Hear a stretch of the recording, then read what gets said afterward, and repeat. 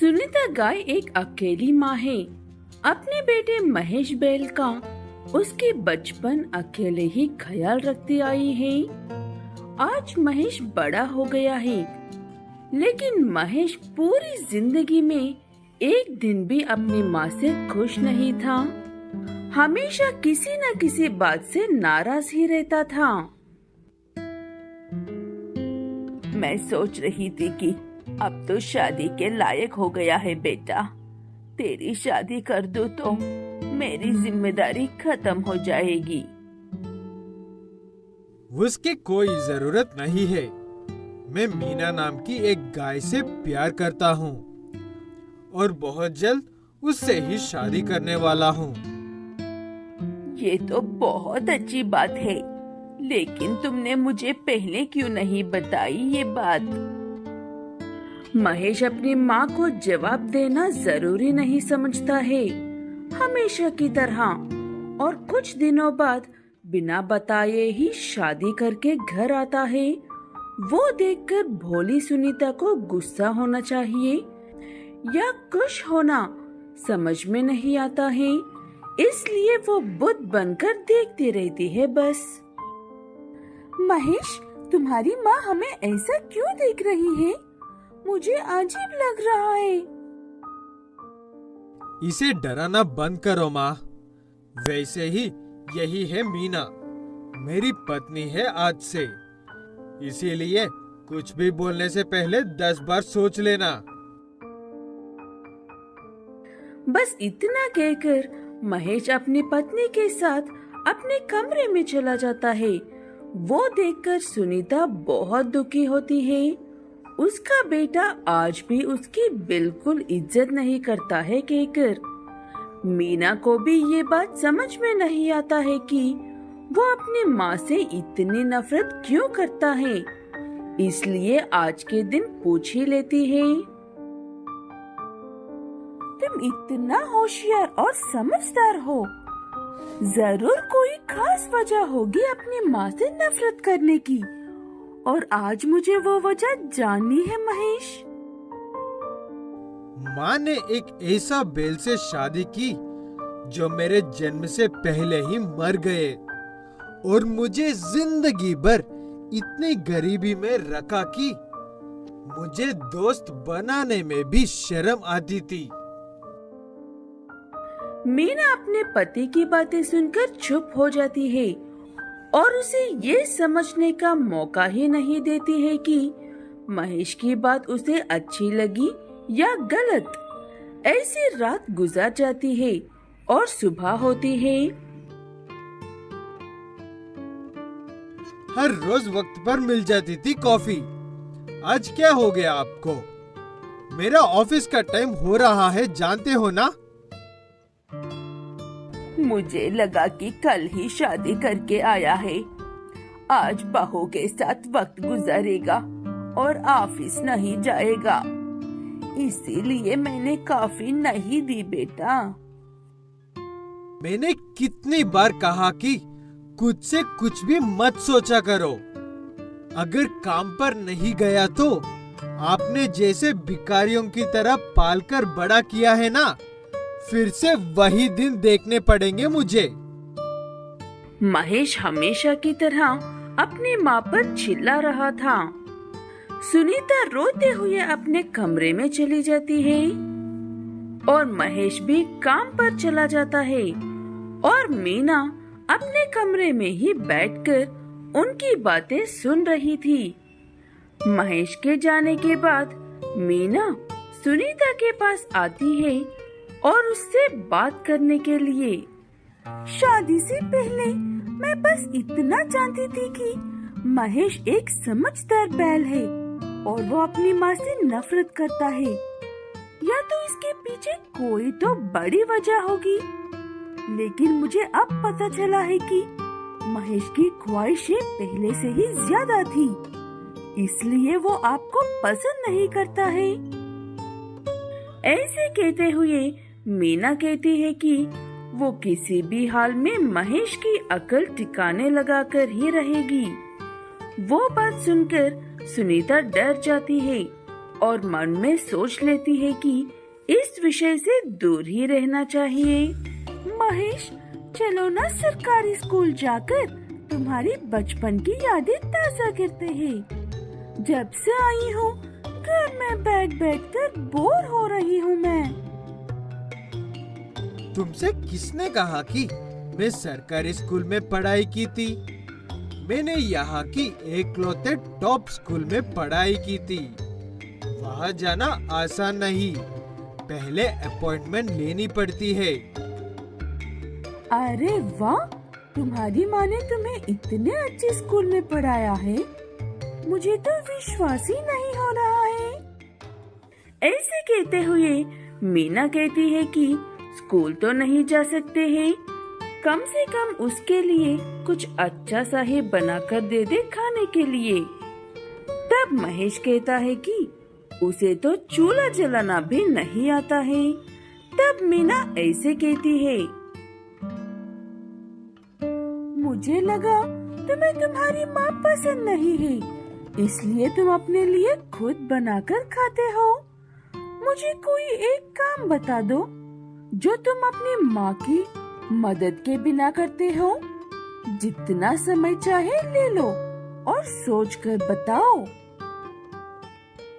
कितना सोचने पर भी महेश कोई जवाब नहीं दे पाता है। तब मीना बहुत ज्यादा गुस्सा हो जाती है और अपने पति से कहती है कि एक अकेली माँ उसे पालकर इतना बड़ा किया है, इतनी अच्छी शिक्षा दिलाई है, बिना बताए शादी करके घर आने पर भी कुछ नहीं कहा है। ऐसी माँ से नफरत करता है कहकर मीना उसे तरह तरह की बातें सुनाती है। मुझे तुम्हारे जैसे पति नहीं चाहिए और तुम माँ को ख्याल नहीं रख सकते हो तो बता दो, मैं खुद उनका ख्याल रख लूंगी। तुम्हारे जैसे औलाद होने से अच्छा है औलाद ही ना हो। महेश को अपनी हरकतों पर शर्म आती है और हर छोटी बात याद करके रोते हुए अपनी माँ से माफी मांगता है और एक अच्छा बेटा बनकर दिखाने की पूरी कोशिश करता है। भेलपुर नाम के एक गांव में रहने वाले बनिया का अब घर से बाहर निकलना ही मुश्किल हो गया है। ये बात सुनकर आप लोग उसे कोई सुपरस्टार समझने की गलती मत करना। बनिया एक चोर है और ये बात अब सारा गांव जानता है। छोटे बच्चे के पेंसिल चोरी होने पर भी उसकी माँ बनिया से ही झगड़ा करती है। कुछ तो शर्म कर नालायक, छोटे बच्चे की पेंसिल चुराता है, खुद को कभी स्कूल नहीं गया है, अब मेरे बेटे की पढ़ाई में टांग अड़ा रहा है। मैं क्यों शर्म करूं मौसी जी? मैं आपके बच्चे के पेंसिल चुरा कर करूंगा भी क्या? मैं तो स्कूल भी तो नहीं गया ना कभी। तुम चालाक लोग किसी भी चीज कुछ भी इस्तेमाल कर सकते हो। शाम तक मेरे बेटे की पेंसिल उसे मिल जानी चाहिए। ऐसे कहकर वो महिला वहाँ से चली जाती है और बनिया सिर्फ उसे देखता रह जाता है और शाम होने के बाद चुपचाप जाकर एक नई पेंसिल खरीद कर भी देता है। और इससे पहले कि वो महिला कुछ कहे वहाँ से निकल लेता है। चाय की दुकान में बैठकर हर चीज को बड़े गौर से देख रहे बनिया की नजर एक गाय पर पड़ती है। वो गाय बस यूं ही एक महिला के पर्स से पानी का बोतल निकाल लेती है और वो महिला उसे देखकर अपना पानी का बोतल वापस लेने के बजाय वहाँ से डरकर भाग जाती है। अरे वाह, अगर यही मैं करता तो चप्पलें बरसाती, गालियाँ पड़ती, ऊपर से बोतल भी छीन लेते। तो अब मुझे बनना पड़ेगा एक ट्रेनर। और मैं कभी भी पेंसिल नहीं चुराऊंगा।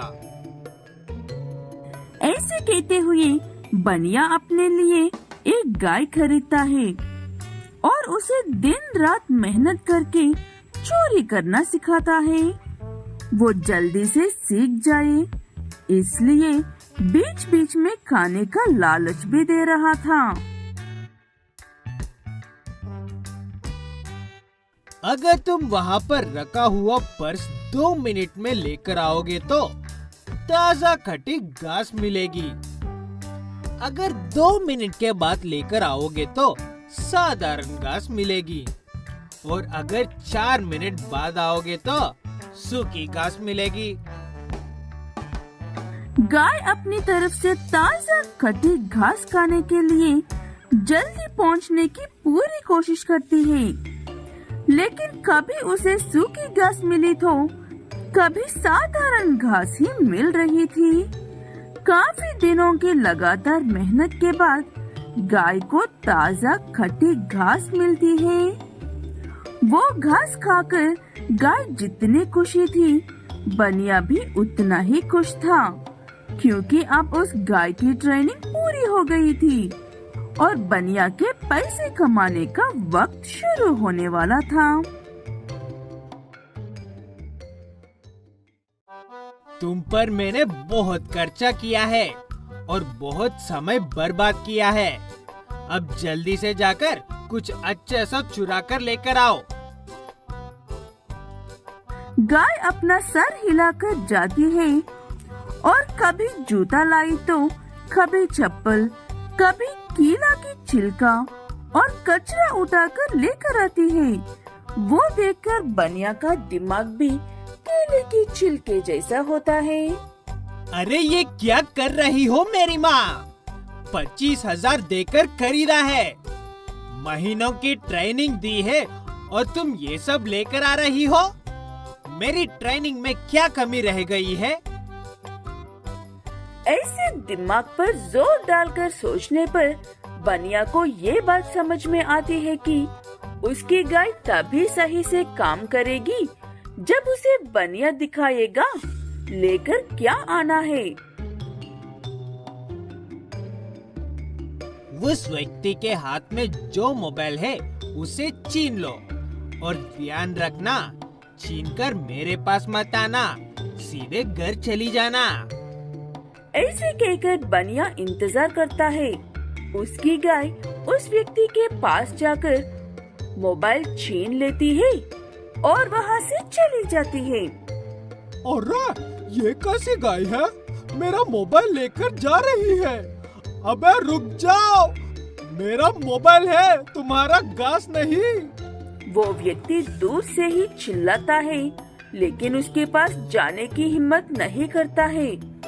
ऐसे वो गाय अपना पहला मिशन सक्सेसफुली कंप्लीट करती है। बनिया उससे हर रोज एक कीमती सामान चुराने लगता है और कुछ ही दिनों में खूब पैसा कमा लेता है। हाय, पैसा ही पैसा है। क्या करूं इतने सारे पैसों का? कुछ दिनों में मैं बिल गेट्स बन जाऊंगा। ऐसे खूब खुश हो रहा था बनिया, लेकिन वो ये बात सोचना भी नहीं चाह रहा था कि इतनी चोरियां होने के बाद कोई भी उस गाय पर भला नजर क्यों नहीं करेगा। एक दिन एक महिला का पर्स चुराकर घर लौट रही गाय का पीछा पुलिस वाले करते हैं और बनिया को वो बैग उससे लेते हुए भी देख लेते हैं। हमने सोचा था कि तू इस बार सच में सुधर गया है रे बानिया, लेकिन तू एक मासूम गाय को अपने इस काम करने के लिए इस्तेमाल कर रहा है। चल, तुझे इस बार बाहर ही नहीं निकलने दूंगा। ऐसे कहते हुए पुलिस वाले